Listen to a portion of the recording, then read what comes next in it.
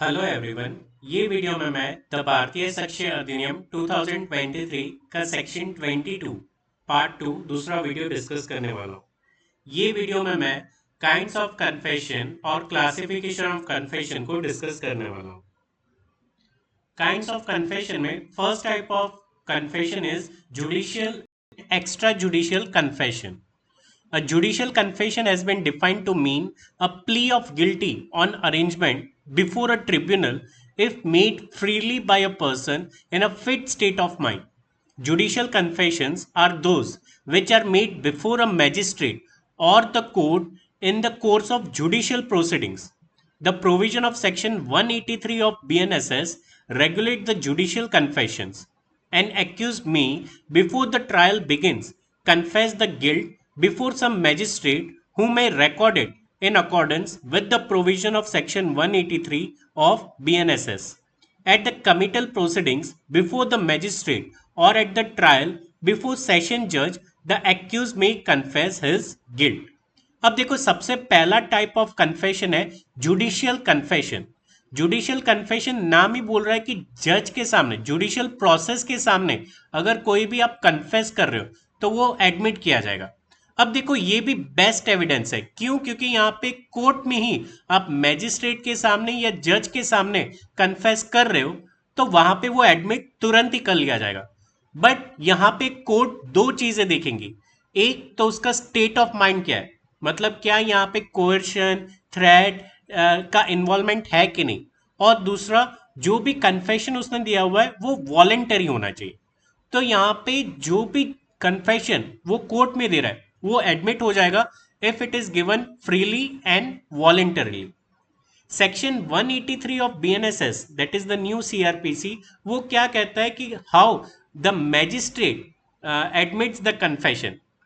Court confession को कैसे admit किया करता है उसका पूरा प्रोसीजर सेक्शन 183 ऑफ बीएनएसएस में दिया गया है. Second type of confession is extrajudicial confession. Extrajudicial confession are those which are made by the party elsewhere than a magistrate or the court. If an accused makes a confession before a priest or village elder, friend, etc., it is extrajudicial confession. Extrajudicial confession is not equal with that of judicial confession. Therefore, an extrajudicial confession is considered only as an admission. Such an extrajudicial confession can be considered along with other evidence. अब देखो, extra judicial confession यहाँ पे simple है कि court के अलावा, court या magistrate के अलावा आप जिस किसी को भी कन्फेस कर रहे हो, अपने दोस्तों को, अपने फैमिली मेंबर्स में या कोई थर्ड पार्टी, वहां पे उसको एक्स्ट्रा जुडिशियल कन्फेशन कहलाएगा. अब देखो, एक्स्ट्रा जुडिशियल कन्फेशन जो है वो बेस्ट एविडेंस नहीं है, मतलब डायरेक्ट उसको एडमिट तुरंत ही नहीं किया जा सकता, बट हाँ उसको एडमिट किया जा सकता है. और उसके साथ साथ अगर कोई सपोर्टिव एविडेंस है जो ये प्रूव कर दे कि ये क्राइम उसने किया हुआ है तो फिर वो रेलेवेंट यहाँ पे हो जाएगा. बट जुडिशियल कन्फेशन जो है वो बेस्ट एविडेंस है, डायरेक्ट एविडेंस है, उसको तुरंत एक्सेप्ट किया जाएगा, एडमिट किया जाएगा. Whereas extra judicial confession जो है वो इनडायरेक्ट एविडेंस है, उसको डायरेक्टली एडमिट नहीं किया जाएगा unless it has been supported by some other relevant evidences. In Sahadevan versus state of Tamil Nadu, the following principles were laid down regarding extrajudicial confession. The extrajudicial confession is a weak evidence by itself. It has to be examined by the court with greater care and caution. अब देखो, extra judicial confession जैसे कि मैंने कहा कि वो week evidence है, ठीक है, सेकेंडरी एविडेंस है, उस पर जल्दी से रिलाई नहीं किया जा सकता अनलेस कि वो कोई सपोर्टिव एविडेंस के साथ दिया जाए. It should be made voluntarily and should be truthful. अब देखो, एक्स्ट्रा जुडिशियल कन्फेशन में कोर्ट या मैजिस्ट्रेट के अलावा आप जिस किसी को भी कन्फेस कर रहे हो वहां पे भी वॉलेंटरी होना चाहिए, मतलब बिना कोई दबाव के या फिर जोर जबरदस्ती या छलाव के, और वो सच्चाई होनी चाहिए, आप जो भी बोल रहे हो वो सच बोल रहे हो. इट शुड इंस्पायर कॉन्फिडेंस, मतलब आप फ्रीली कॉन्फिडेंटली वो सामने वाले पर्सन को ये कन्फेशन दे रहे हो. ऐसा नहीं कि सामने वाला फॉर एग्जांपल पुलिस ऑफिसर है तो आप डर के मारे वो बोल रहे हो, बट आप फ्रीली विदाउट एनी हेजिटेशन आप उसको बोल सके, तब जाके उसको फ्री या वॉलेंटरी कन्फेशन में वो फॉल हो जाएगा. An extrajudicial confession attains greater credibility and evidentiary value if it is supported by a chain of cogent circumstances and is further corroborated by other prosecution's evidence. अब देखो जहां पे भी एक्स्ट्रा जुडिशियल कन्फेशन दिया जाता है उसके साथ साथ सपोर्टिव सर्कमस्टेंसेज या सपोर्टिव एविडेंस भी दिया जाएगा ताकि वो एक्स्ट्रा जुडिशियल कन्फेशन को एडमिट किया जाए. Without supportive evidence, extrajudicial confession will not be considered as a confession. It will be admitted, but वो confession के definition confession के अंदर fall नहीं होगा. For an extrajudicial confession to be the basis of conviction, it should not suffer from any material discrepancy and inherent improbabilities. Extrajudicial confession जो आप दे रहे हो, अगेन वो स्पेसिफिक होना चाहिए, बायस नहीं होना चाहिए या वेग नहीं होना चाहिए. And such statement essentially has to be proved like any other fact and in accordance with law. फिर third type of confession is voluntary confession. Voluntary means one's free will, impulse or choice, not constrained by another, acting willingly. Voluntarily may mean naturalization in the narrow sense of that term and excluding compulsion.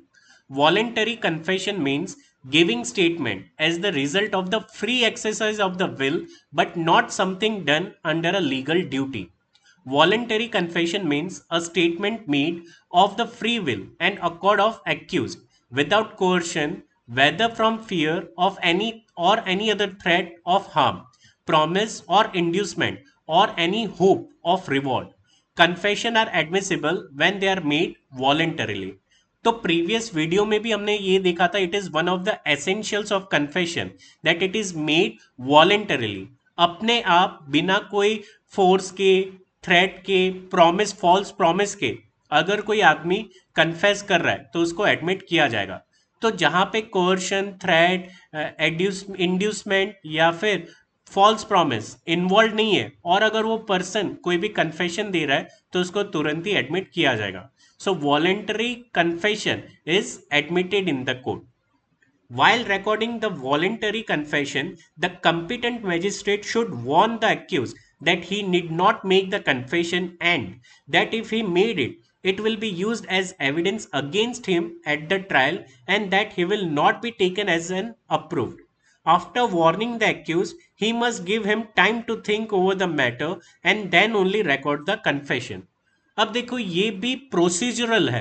Procedural मतलब ये magistrate को बोलना ही है, जो जज है उसको ये बताना है, जो पर्सन कन्फेशन दे रहा है, कि जो भी चीज तुम यहाँ पे कोर्ट में बोल रहे हो वो तुम्हारे ही खिलाफ इस्तेमाल किया जाएगा इन द प्रोसीजर. ये उसको प्रोसीजरल राइट है, ये उसका जानने का हक है. मतलब कोर्ट उसको इंटीमेट कर रहा है कि यहाँ पे अगर तुम अपने खिलाफ बोलोगे तो तुम्हें सजा दी जाएगी. और ये बोलने के बाद इनफ टाइम दिया जाता है to the accused person to think over it.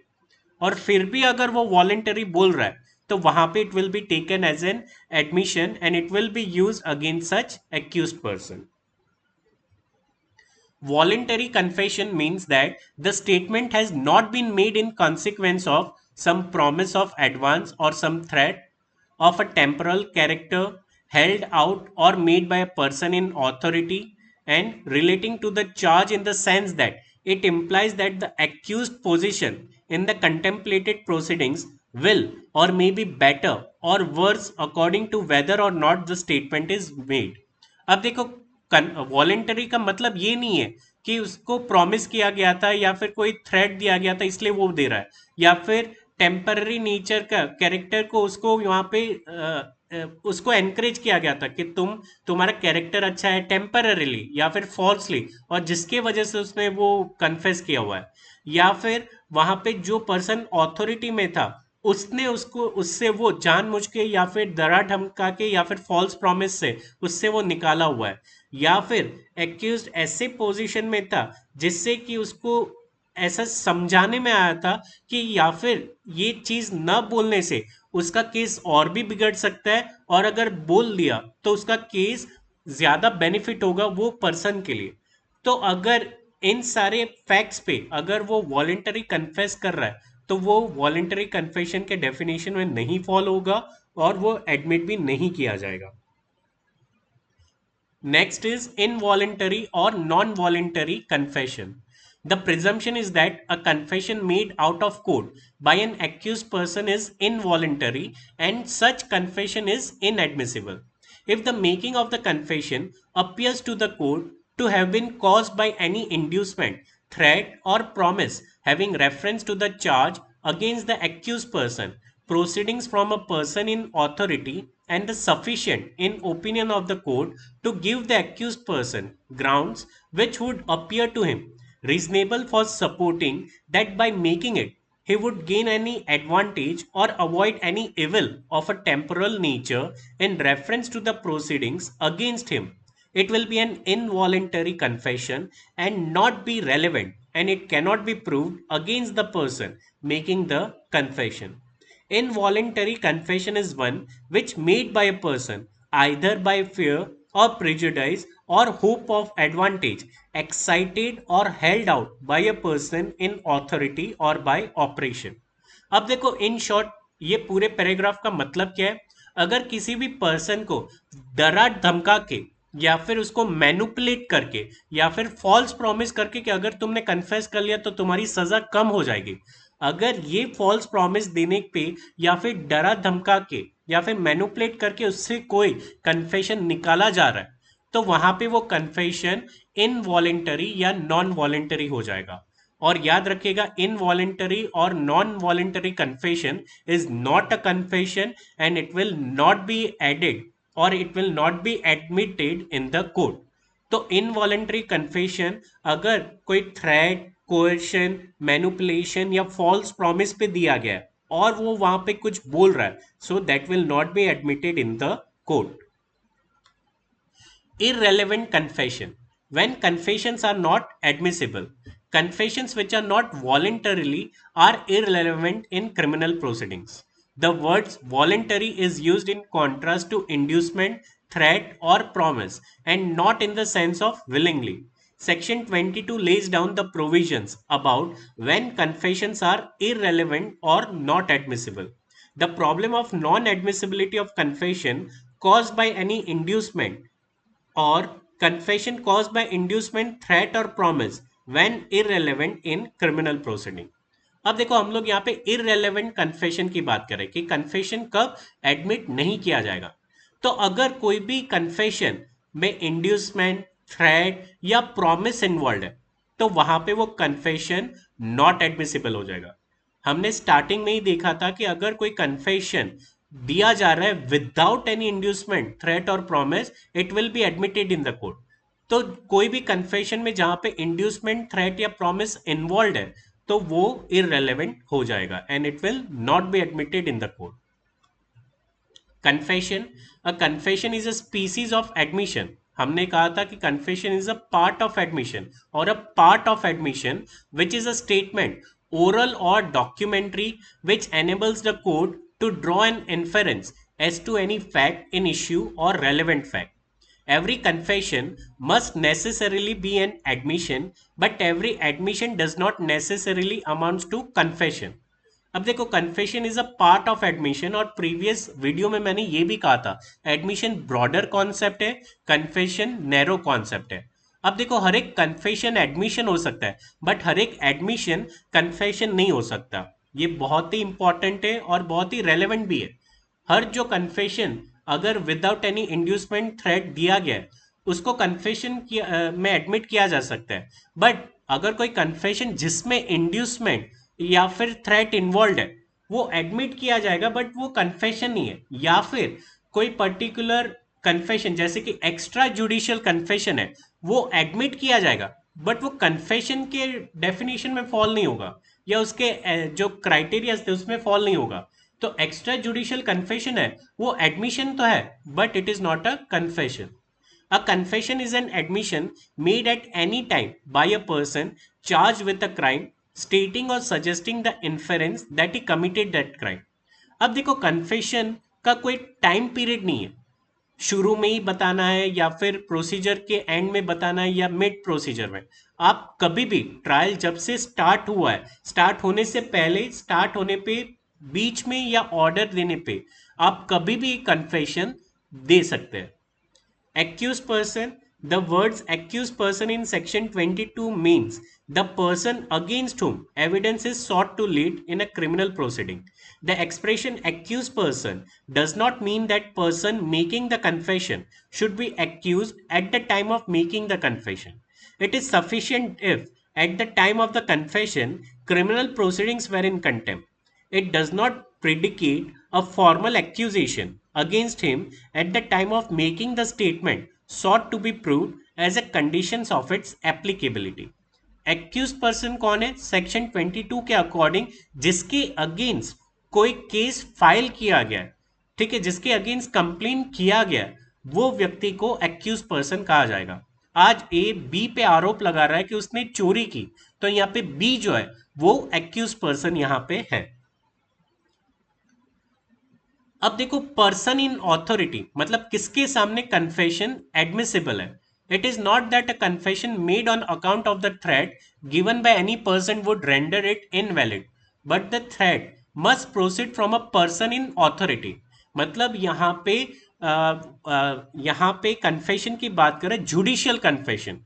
कौन कौन से कन्फेशन जुडिशियल कन्फेशन के अंदर फॉल होगा? तो देखो, यहाँ पे कुछ लिस्ट ऑफ ऑफिसर्स मैंने मेंशन किया हुआ है जो जुडिशियल कन्फेशन के अंदर फॉल होगा। कौन कौन कौन कौन से officers of the department of customs under the customs act, वो ऑफिसर के अगेंस्ट आप कोई कन्फेस कर रहे हो तो वो जुडिशियल कन्फेशन कहा जाएगा।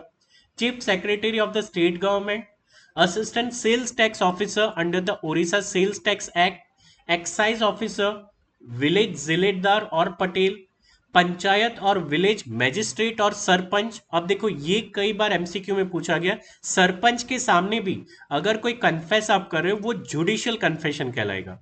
And assistant registrar of cooperative societies and attorney engage in the investigation of a crime, superior officer, military authority, one who by virtue of his position wields some kind of influence over the accused। इसके अलावा state authority या central government अगर किसी person को authority दे रहा है, power दे रहा है, जिसके सामने आप कन्फेस करोगे और उसको तुरंत एडमिट किया जाएगा, तो वहां पे वो जुडिशियल कन्फेशन के अंदर फॉल हो जाएगा। Conditions to be satisfied for excluding confessions on the ground of inducement, threat, or promise. The confession must appear to the court to have been caused by any inducement, threat, or promise। अब देखो, ये हमने already discuss कर लिया है। Section 22 के second paragraph में ये बताया जाता है कि कन्फेशन कब एडमिट होगा। तो कोई भी कन्फेशन में जहां पे इंड्यूसमेंट, थ्रेट या प्रॉमिस इन्वॉल्व नहीं है, वो स्टेटमेंट को एडमिट किया जाएगा, अदरवाइज वो इनएडमिसिबल हो जाएगा, वो कन्फेशन को एडमिट नहीं किया जाएगा।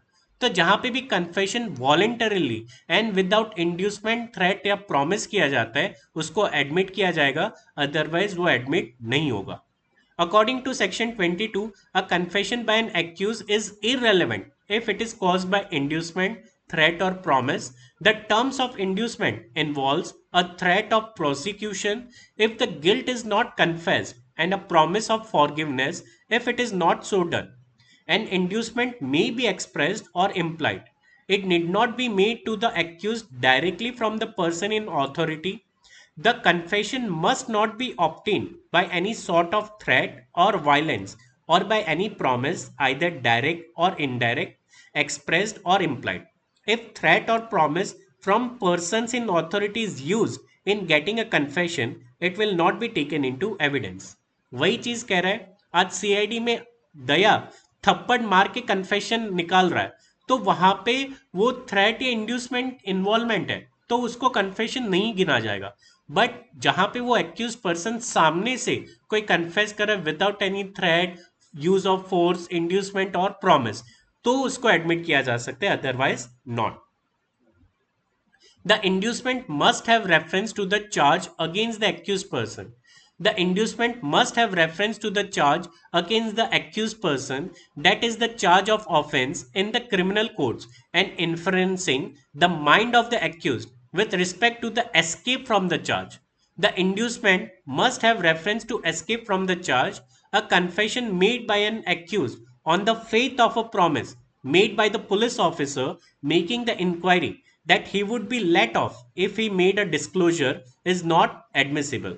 Similarly, a confession before a magistrate who had told the accused that if he made a full confession, he would take that fact into consideration in awarding punishment is inadmissible. Again यहाँ पे inducement के बारे में बात कर रहे हैं. Induce करना मतलब उसको बहकाना.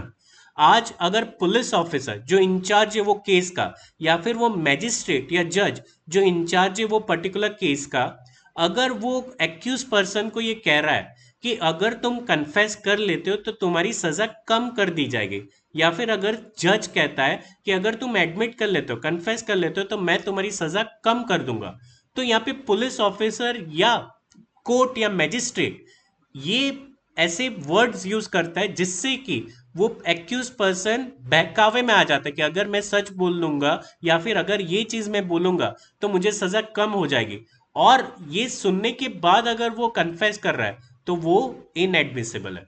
हमेशा कन्फेशन वॉलेंटरीली होना चाहिए. अगर उसमें इंड्यूसमेंट इन्वॉल्व है तो वहां पे वो कन्फेशन इनएडमिसिबल हो जाएगा. Sufficiency of the inducement, threat or promise.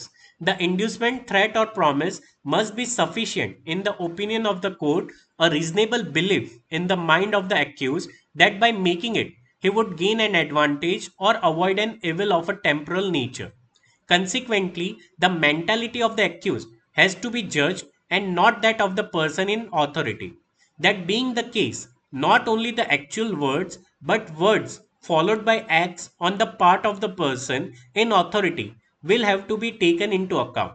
A perfect innocent expression coupled with acts or conduct on the part of the person in authority together with the surrounding circumstances may amount to inducement, threat or promise. तो जहां पे court मान लेती है कि ये confession में inducement, threat या प्रॉमिस इन्वॉल्व है, इसमें है इन्वॉल्व, तो फिर उसको एडमिट नहीं करेगा. बट अगर कोर्ट कन्विंस हो जाते कि इसके कन्फेशन में इंड्यूसमेंट, थ्रेट या प्रॉमिस इन्वॉल्व नहीं है तो उसको एडमिट कर लेगी. तो यहाँ पे कोर्ट के ऊपर है रीजनेबल बिलीफ, मतलब उसकी डिस्क्रिशनरी पावर है to whether to accept that confession और not. Again to accept that confession और not to accept that confession के ग्राउंड्स क्या होंगे? इंड्यूसमेंट, थ्रेट और promise is involve in that confession और नॉट. अगर इन्वॉल्व है तो वो रिजेक्ट कर देगा कन्फेशन को, और अगर इन्वॉल्व नहीं है तो उसको एक्सेप्ट कर लिया जाएगा. एंड लास्टली एक लैंडमार्क केस है Pyarelal Bhargava versus state of Rajasthan. The supreme court held that for the purpose of ascertaining the state of mind of the accused whether the threat has caused a reasonable belief in his mind or not, the court has to place itself in the position of the accused and try to ascertain the state of mind of the accused. अब देखो state of mind मतलब जब वो बोल रहा है तो उसके दिमाग में वो थ्रेट, इंड्यूसमेंट या प्रॉमिस इन्वॉल्व है कि नहीं, वो पहचानना बहुत मुश्किल है. क्यों? क्योंकि ये साइकोलॉजिकल फैक्ट है. बट जब भी कोर्ट ये डिसाइड करता है कि वो कन्फेशन में थ्रेट, इंड्यूसमेंट, प्रॉमिस इन्वॉल्व है कि नहीं, कोर्ट ये देखती है कि अगर मैं उसकी जगह पे होता तो ये बयान क्यों देता, कैसे सिनेरियो में दे रहा है, कौन से सर्कमस्टेंसेस में दे रहा है, तब जाके उसको एडमिट या नॉन एडमिट करेगा. तो यहाँ पे सेकेंड वीडियो हमारा कन्फेशंस पे कंप्लीट हो रहा है. Thank you.